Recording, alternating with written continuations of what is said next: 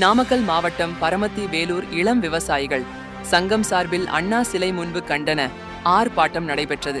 இந்த கண்டன ஆர்ப்பாட்டத்திற்கு இளம் விவசாயிகள் சங்க தலைவர் சவுந்தரராஜன் தலைமை தாங்கினார். சிறப்பு அழைப்பாளராக உழவர் பெருந்தலைவர் நாராயணசாமி நாடுகளின் தமிழக விவசாயிகள் சங்க தலைவர் வேலுசாமி கண்டன உரையாற்றினார்.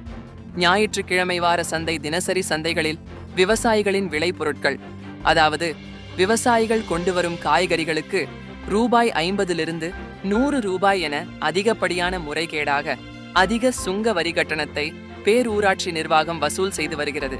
அதேபோல் தினசரி செயல்படும் வாழைக்காய் மார்க்கெட்டில் ஒரு வாழைத்தாருக்கு ரூபாய் 5 கட்டணம் வசூல் செய்து கொண்டிருக்கின்றனர். முறையான ரசீது தருவதில்லை.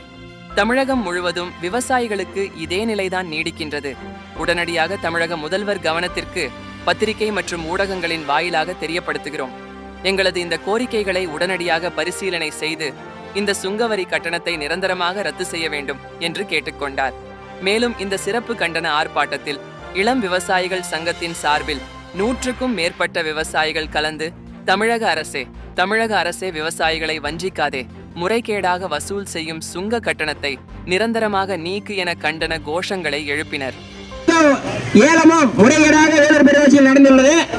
அதுல வரக்கூடிய வருமானமும் வேலூர் பேரூராட்சிக்கும் பேரூராட்சி தலைவர் அவர்களுக்கும் மறைமுகமாக போய் கொண்டிருக்கிறது. இதை இளம் விவசாய சங்கம் வன்மையாக கண்டிக்கிறது.